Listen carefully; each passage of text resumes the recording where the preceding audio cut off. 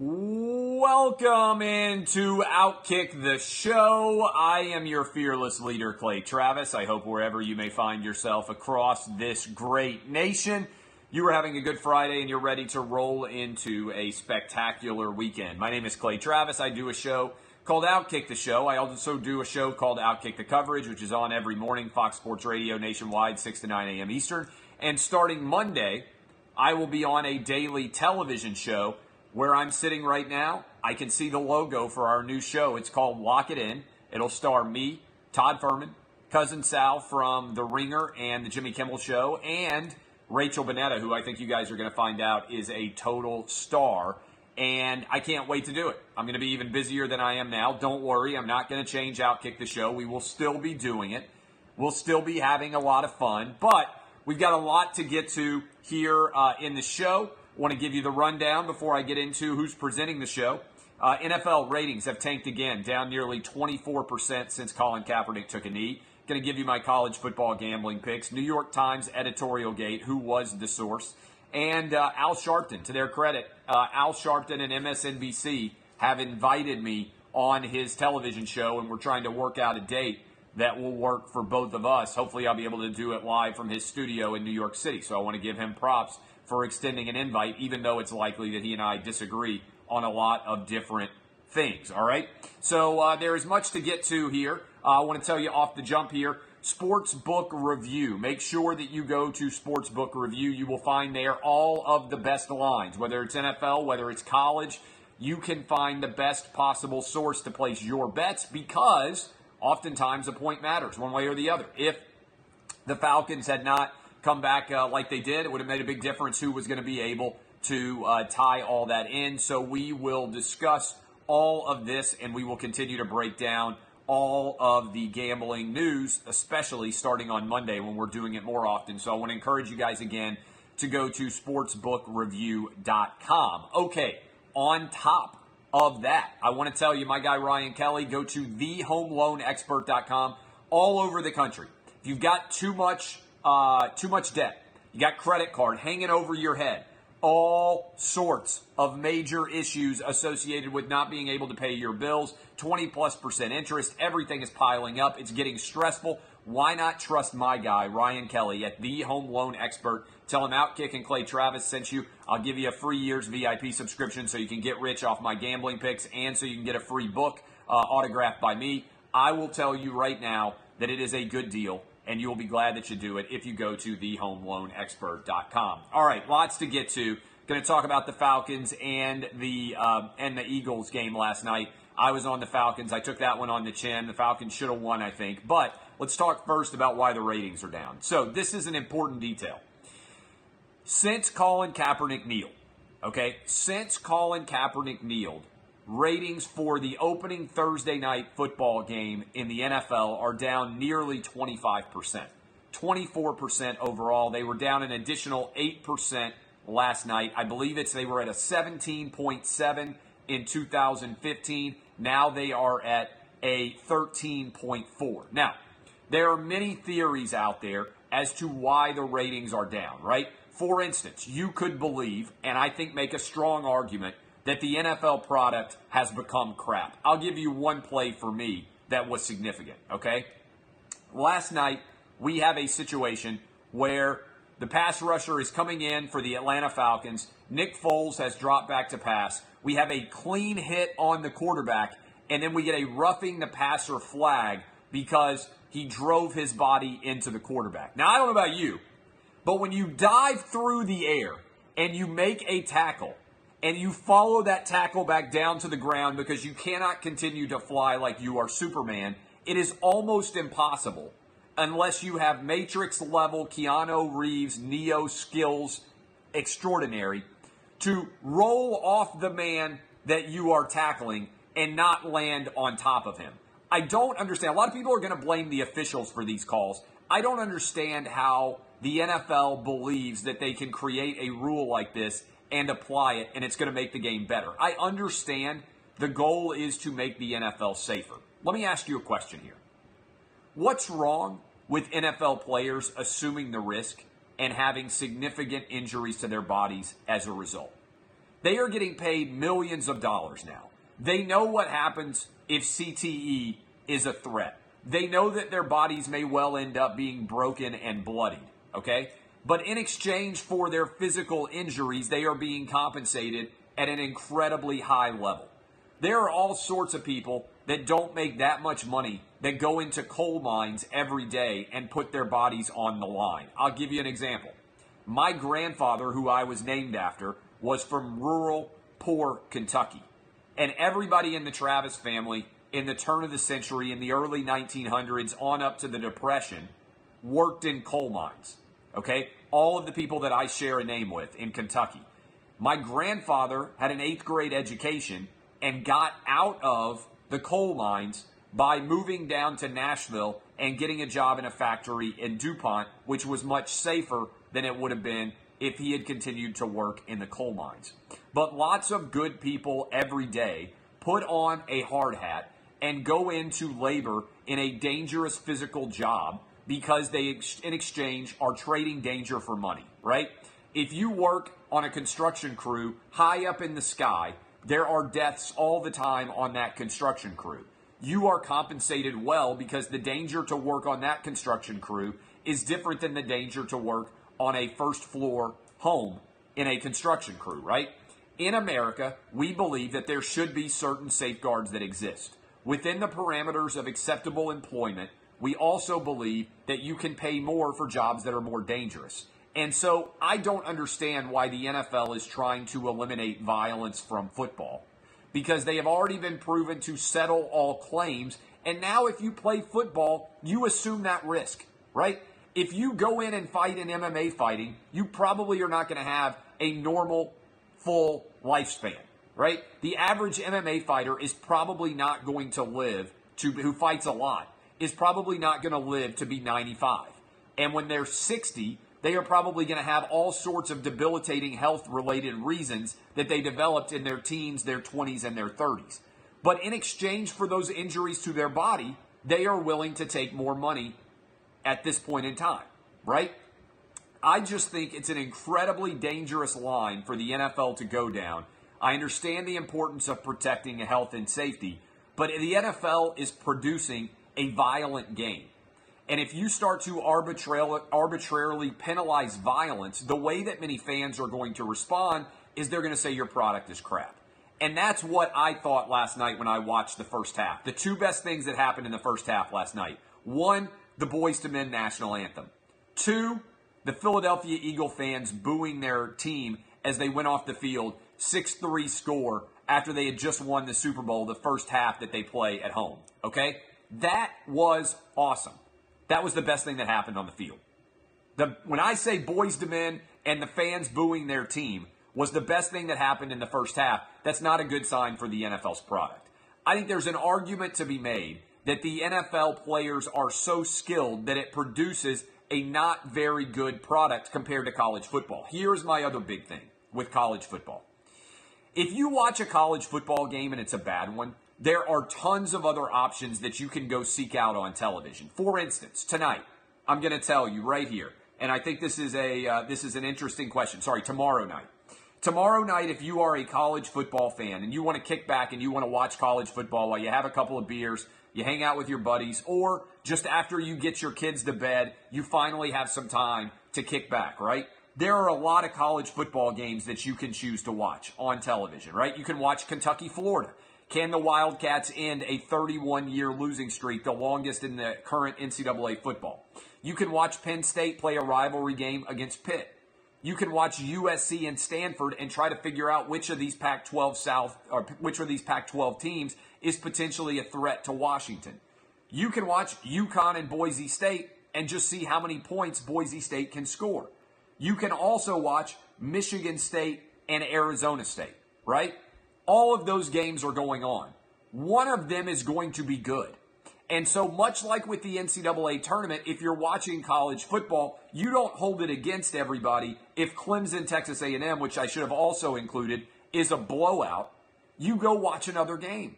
In the NFL, if the game sucks, you have no other options, which is why, in my opinion, this is my opinion, the NFL needs to drastically alter their television package in the next rights deal that's coming up. Here's what I would do, and I'm going to write this, but if I was in charge of the NFL television product, I would put every NFL game on either broadcast or cable and let fans choose. I would do away with the NFL Sunday ticket. I would, instead of charging for the NFL Sunday ticket, I would go to AT&T, which owns DirecTV, and Turner, and I would say, guys, I want to follow your model that you used for the NCAA tournament. I want to put, think about this. This is important. I was talking about it on the radio show earlier. People say, oh, Clay, you just complain sometimes. I'm trying to make sports better this way, okay? Listen to my argument here. It used to be, not that long ago, let's say a decade ago, that if you watched the NCAA tournament on television, you only got your local team, and then the other 3 games that were going on, you'd have to go out to a sports bar. If you remember that. I'm a George Washington grad. Anytime GW played in the NCAA tournament, I would have to go to a sports bar to watch it because I live in Nashville, and they're not remotely interesting to people who live in Nashville other than like the 15 of us who are GW alums in this city, okay? Same thing was true when I lived in a different part of the country and Tennessee would play in the NCAA tournament and I wanted to watch Tennessee play. I was in D.C. I would get Georgetown. I would get Virginia Tech. I would get GW. I would get Maryland. I didn't get local games against featuring Tennessee. So, what did they do? They got smart and they did something a little bit revolutionary. Turner and CBS partnered together so that they could actually go out and put on every game simultaneously. And you know what the negative Nancys and Nellies out there said? They said, you know what's going to happen? Less people are going to watch the NCAA tournament. You know what happened instead? More people watched because they put all the scores right up at the top of the screen and they gave the viewer the option. Do you want to watch the game on CBS? Do you want to watch the game on Turner, TBS, or True TV? And what they discovered was that fans like to have control over their viewership, and that many fans even want to have multiple televisions in their house and watch all of the games simultaneously. All right? That is the best possible option. So why does the NFL insist on an antiquated regional telecast where if you don't live in the area of your favorite team, the only way you can watch your favorite team is through the NFL Sunday ticket, and I think that alienates viewers. How much better would it be if instead of DirecTV spending the money they spend, Turner spent the big dollars, much more than they're spending now, and they got to put games on Turner, on TBS, on TNT, on True TV, and you still had your games on CBS, Fox, ESPN, FS1, and as a result, you were able to watch every single NFL game at your choice. That would be remarkable. And I think as a result, the NFL television ratings would start to go back up because if you give your consumer options and they love their product, you would be able to watch a lot more games and the ratings would overall go up and there would be more revenue produced because you'd be distributing your games to the entire masses. Now, I think this is genius. I think if I were Roger Goodell, that would be my number one goal for the next negotiating window. You give ESPN, let's say Monday Night Football, but you also give them a game to put on during the day on Sunday. And you can still have the blackout windows in the event that the game is airing on a cable network and you want to ensure you still have large viewership in that local market. In other words, let me explain this. If TBS, where I live, had the Tennessee Titans game on, then it would be blacked out on TBS and you would have to watch it on CBS or Fox if they had the game on broadcast television. But if I lived in Los Angeles or New York or Houston and I wanted to watch the Tennessee Titans, I would turn on my television and I would be able to see it from TBS. This is a big thought and idea that I have. You need today in this modern media environment to allow everybody out there to see your product in as many different ways as they can. Right now, I am on Periscope, I am on Facebook, I am on YouTube, I will soon be on daily on FS1, I'm on 300 AM FM stations in the country and radio, I'm on satellite radio, I am on the internet, my website, Outkick.com, I am on podcasts, I am everywhere, and I have a new book coming out.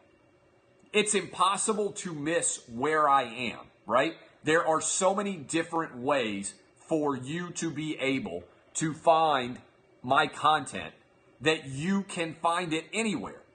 And as a result, do you know what's happening? All of those different avenues are feeding together and growing the overall footprint that I have. And that's because I'm trying to be everywhere that you guys are. I don't think I even mentioned you can stream through foxsportsradio.com, and you can also stream through the iHeart app. All of those options are out there, and they're all huge, right? You have to be able to put it out there everywhere, okay? I'm telling you right now, this is the future. Now, here's the problem the NFL's in right now. The NFL is still caught amidst the Colin Kaepernick malaise because Roger Goodell had an opportunity to show that he had a big balls, and he should have immediately, I'm telling you this right now, if I had been NFL commissioner, the moment that Colin Kaepernick took a knee, I would have announced the following. And I said this back in the day. This is nothing shocking. I think I have good judgment. I would have said, you know what? Colin Kaepernick can continue to kneel for the national anthem. But when he kneels for the national anthem, he is going to donate 25% of every game check to Wounded Warrior funds so that by the end of the year, if he kneels for the whole year, millions of dollars are going to help soldiers who were injured fighting overseas. I think the amount of anger that would have provoked would have been minimal, and I also think Colin Kaepernick would have almost immediately ceased his protest. That's what David Stern basically did 20 years ago when Mahmoud Abdul-Rauf did the exact same protest, and he shut it down. You may remember Chris Jackson at LSU. People want to say, oh, Muhammad Ali, Colin Kaepernick's the modern-day Muhammad Ali. Yeah, if Muhammad Ali never said anything, that might be accurate. But you know what David Stern did? He said, look, if you're not going to stand for the national anthem, I will suspend you immediately, and every game you'll get fined a game check. Mahmoud Abdul-Rauf protested for one game. Every NBA player since has stood for the national anthem, and the national anthem has a more stringent policy in the NBA. They have a more stringent national anthem policy in the NBA than they do in the NFL. Okay? That's a perfect solution to this problem. Somebody just said, why don't you get Colin Kaepernick on your show? He's had an open invitation to come on my show for years. He's had an open invitation to come on to Fox, CBS, NBC, ESPN. He hasn't done any media. That's because every time he does media, he gets exposed. This is a man who wore a Colin Kaepernick shirt and told us that Cuba had better freedoms than the United States did. This is a man who wore pig socks as cops and also said that police officers were modern-day slave catchers. Colin Kaepernick, every time he opens his mouth, he also said something interesting that got no mainstream media attention. He said Hillary Clinton should go to jail for deleting her emails and that she was a racist. Colin Kaepernick has also never voted in his entire life. This dude has no political cogency or coherency, and he gets exposed, much like Sarah Palin did by Katie Couric.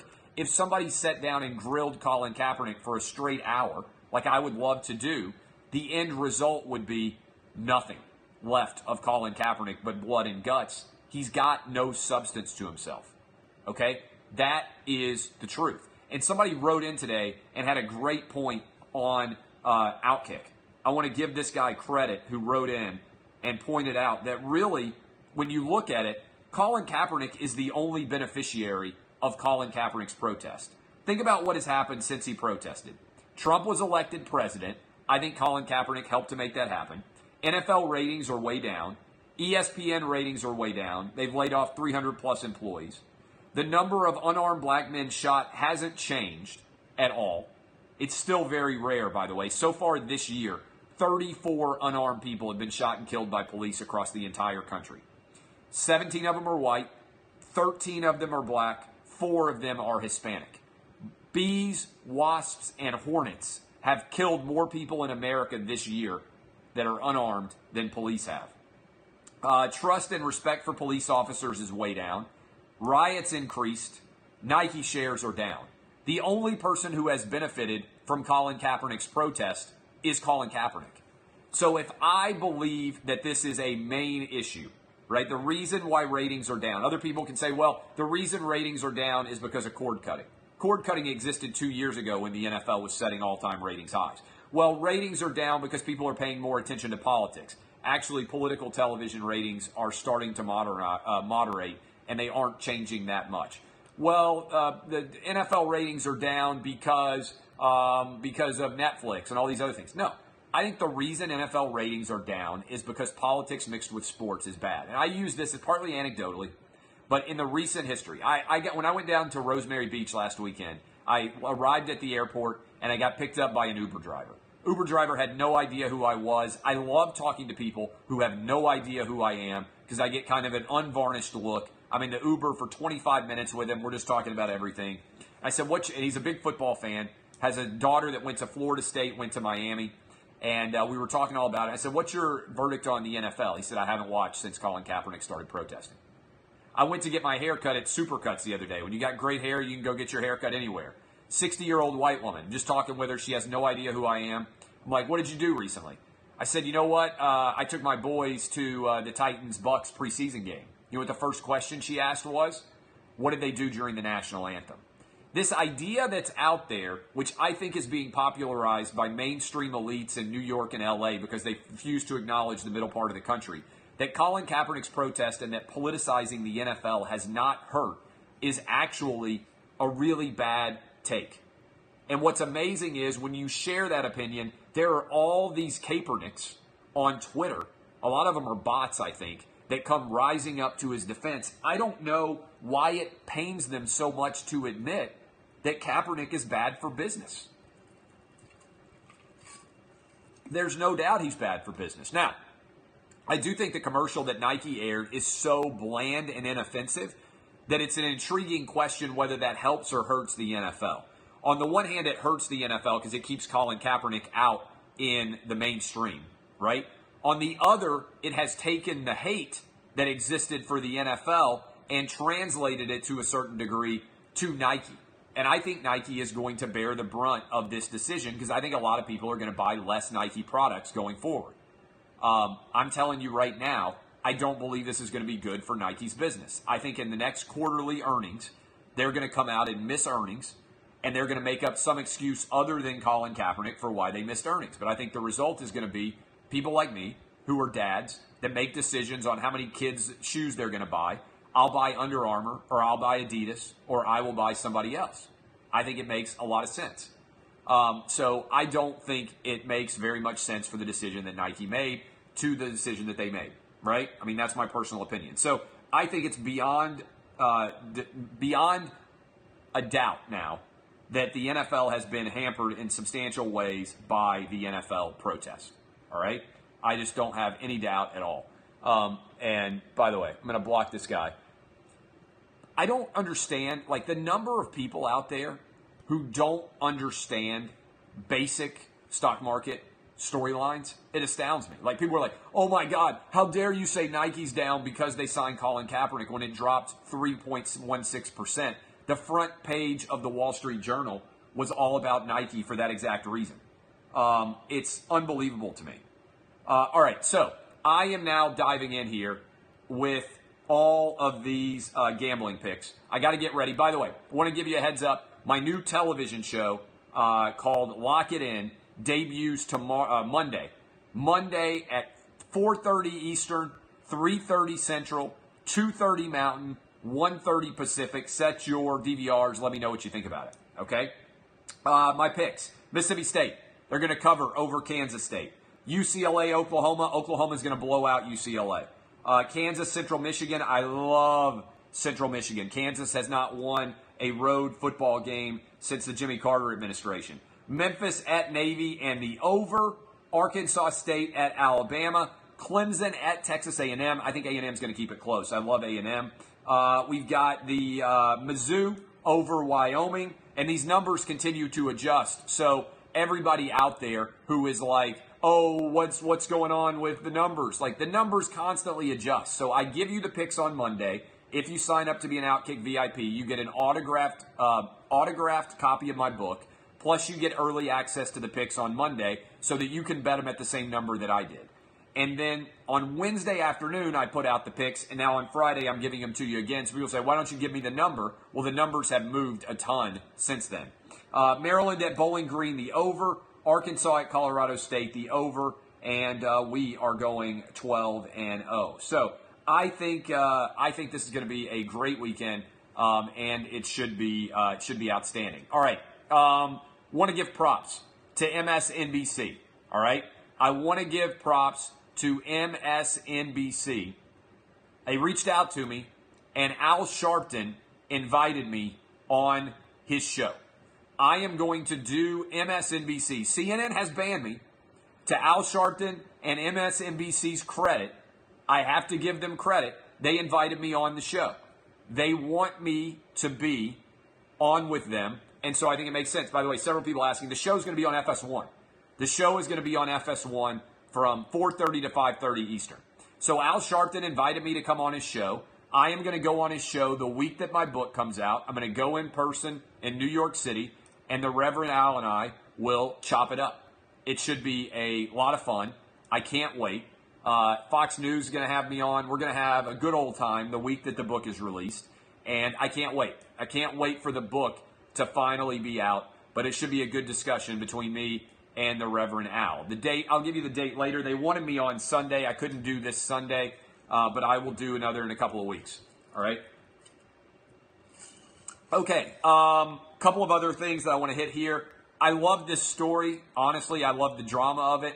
Who wrote the editorial in the White House? I like that they probably tried to set up Mike Pence and then leaked it to the media to make it look like it was Mike Pence. I think it's probably a lower level guy or girl than you anticipate. I really do, because I think that if you really wanted to out yourself as the author of that editorial, if you were fairly high ranking, you could make millions of dollars writing that book. I don't think there's any doubt at all. It would do amazing, and it would be phenomenal. And I encourage all of you to make sure that you get out there and just have fun with stories like these, because I don't think it's very impactful. Here's what I keep coming back to again and again. Donald Trump is far from a perfect president.